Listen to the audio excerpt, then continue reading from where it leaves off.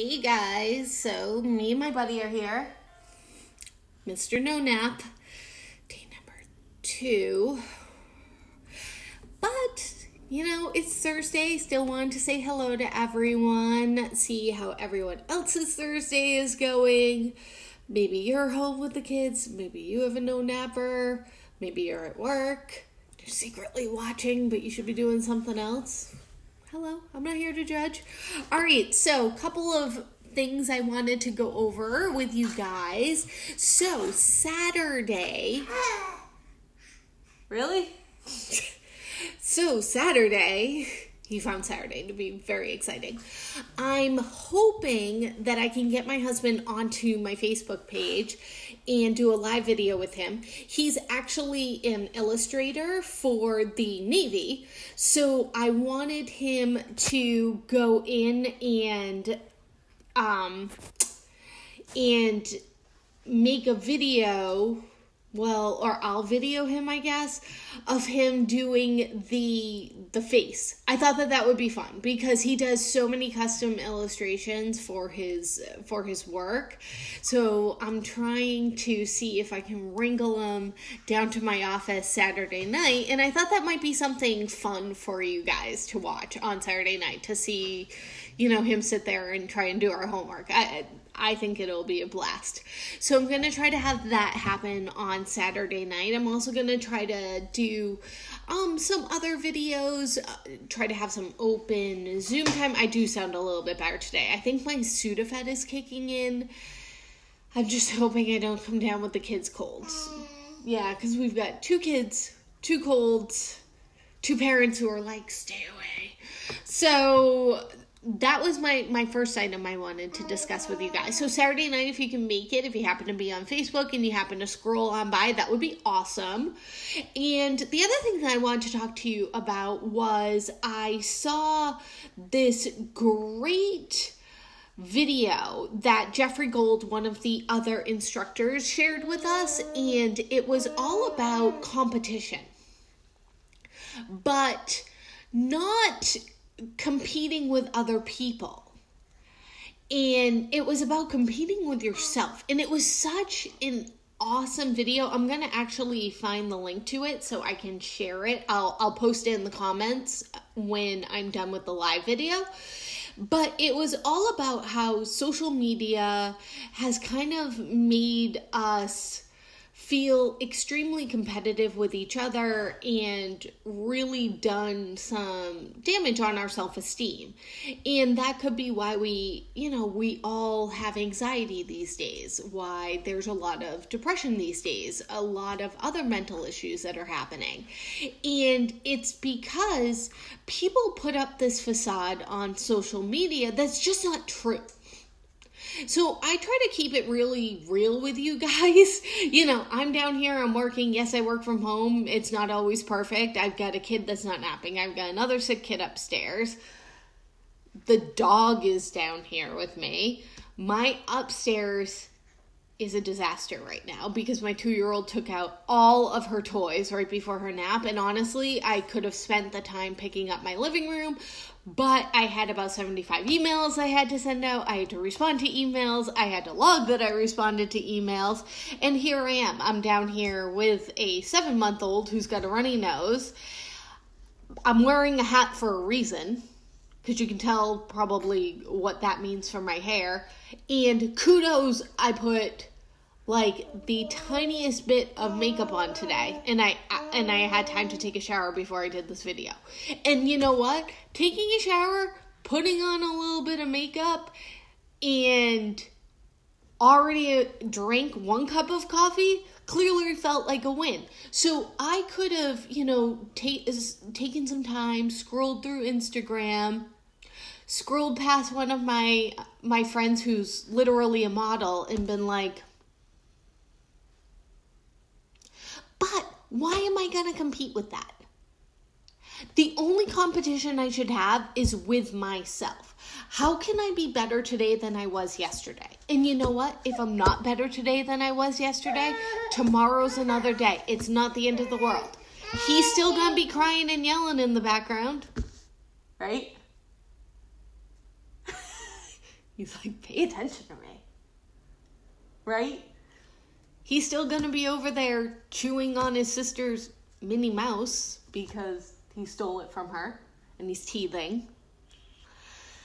Oh, that's the worst time. I feel like our 2-year-old just got her last tooth before her molars start coming in. So of course his are going to start coming in because there's no break. I didn't get any sleep last night. My 2-year-old was up at midnight crying because she was so stuffy. He was up at 6:30, which honestly is not early at all, let's be honest.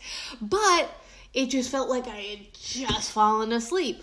So, you know what? It is what it is. The best I can do is the best I can do today.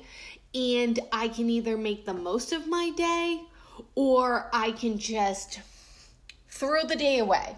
And I really don't want to do that because that's not going to help anyone. It's not going to help me. It's the only thing it's going to help is it's just going to add to my procrastination, which if given an outlet, my procrastination can take it and run. And I learned that a couple of years ago, that I had to be my best advocate. And I had to find somebody in my life who told me, suck it up, buttercup. Get up, dust off your pants, and do what you got to do. And sometimes you have to find that person who can just get real with you, tell you to pick yourself up off the floor and get it done. So, if you have to, some of the things that I found that works, I set a timer with myself, and that timer is my no distractions timer. It's like, I get it, my kids are going to distract me, and I'm going to have to take care of that. But I'm talking no Facebook distractions, no going on Twitter, no going on Instagram, no seeing a breaking news update, and just clicking for a second, because it leads you down that rabbit hole of distractions. So even if you have to put a 15-minute timer on your phone and say to yourself, in these 15 minutes, I am only going to do things that I'm supposed to be doing today. No distractions. It really is it's going to help you, because there's a lot, you guys probably know, there's a lot that can get done in 15 minutes, right, buddy?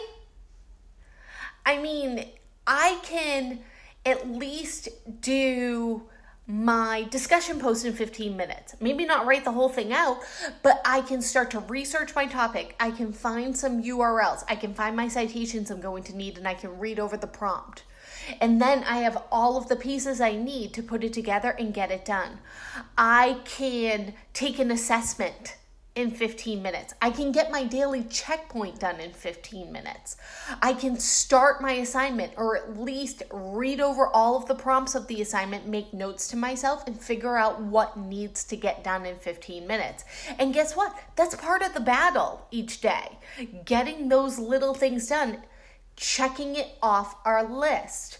So again, compete with yourself. Don't compete with anyone else. Give yourself an itinerary today and tell yourself in the morning, you know what? These are the things I am going to get done today. And if something happens, and if something starts to distract you, and if something comes in like it always does and disrupts the day, you gotta roll with it. There is no way at the beginning of this morning, or even an hour ago, I said to myself, you know what's gonna happen? One of my kids isn't gonna nap. Here we are. So what am I gonna do? Am I going to, not do my live video? No, I gotta do it. Because I told myself that I was going to, make sure that I got on with you guys each day, and that, I gave you my tips, I gave you my tricks, I let you know what it's like being a working, and especially a work-at-home mom. I'm bouncing on a yoga ball. He likes it. I figure get a little ab workout, bounce the kid. But, that's real life. Real life happens all the time. Sick kids happen all the time. Kids happen all the time. Sick parents happen all the time. losing power happens, especially with everything else, with the weather and everything. I get it. So the only thing that we can do is just roll with the punches. I wasn't always in a situation where I had a stable living environment. There was a time when I was in college, because I feel like we all kind of go through this time, at least most of us go through this time, is that, yeah, I know, I love his smile too. He's cranky, but he's smiling. He definitely has my personality. My daughter has my husband's personality. She's just like, not really, he can be nice, I'm just kidding. And she's nice too. She's gonna watch this someday and be like, you're awful. But yeah, so, I wasn't always in a stable living environment. I was telling somebody this story actually the other day. I was like, when I used to rent before we owned our house, or at least before we owned this house, and that doesn't even mean anything. They, my landlords would say, all right, so you want to do a 1-year lease? And I'd say, can we do 3 months? Because I don't know what my situation is going to be in 3 months. And it was true, because I never knew what my situation was going to be in 3 months. I waitress back then, and money, some nights I did okay. Other nights I did horribly. And let me tell you, I was not a very good waitress.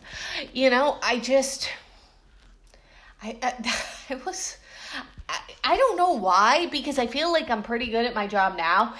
I just was not a good waitress, and it showed. I had to get out of that profession because I did not make good money at it. I feel like I'd be a little bit better now, but at the end of the day, I was like, you're out to dinner. And somebody is literally waiting on you and saying, do you need anything else? Let me go get that for you. And you're being rude to that person. And I wasn't the type of person who could just be like, oh, that's all right. I'd be like, yeah, I'm not going back to their table. Not exactly how you're supposed to do that. So, I get it. I understand that, things happen. And what did I do about it? I picked myself up, I dusted myself off, and I said, what can I do to get myself into a more stable situation? And it required just doing better. Honestly, doing better at learning the programs, doing better at graphic design, so I could get myself into a full-time graphic design position. And I get it, people still get laid off, but you know what? It felt a little bit more stable. The money was better, and it's put me in the position that I'm in now, where I get to work from home with you guys, and I get to, see you guys every day and do what I love and teach other people how to do it. If I didn't truly enjoy graphic design, I wouldn't be able to teach it. I wouldn't be able to have the enthusiasm to, get on Facebook and do a live video talking to you guys, which is clearly outside of the scope of what my day-to-day, duties are as an instructor. So I have a love of graphic design. I really do. I feel... and I truly believe that graphic design was what got me into a better position in my life. It was the catalyst that got me out of living in a crappy apartment where the cops shot someone in my backyard once who was fleeing them. And I was like, this isn't a very good neighborhood. I think it's time to move. My car keeps getting hit. My car keeps getting broken into. And now somebody just got capped in my backyard. So, you know what? I went back to school. I dropped my phone. I went back to school. I learned what I needed to learn. I got myself a job at the newspaper. Working at the Standard Times in New Bedford, and I was a graphic designer there. I worked my way up to full time, and then, when I couldn't go any further there, I left there, and I went to a couple of different places, and it can be done. It does take hard work. I'm not going to lie. It's tough work. It's tough to fit everything in. It wasn't easy, getting my master's degree this year with a 1-year-old and being pregnant with this guy and having this guy while I was doing my master's degree. I literally had a C-section and had to log in the next day and do my daily checkpoint and respond to 2 of my fellow students in the discussion board.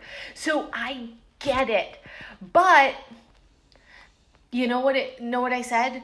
I can either not do this, which means that I can't have my full-time job at Independence University if I don't have my master's degree, or I can roll with the punches. I wasn't pregnant when I started it, and I can do what I have to do.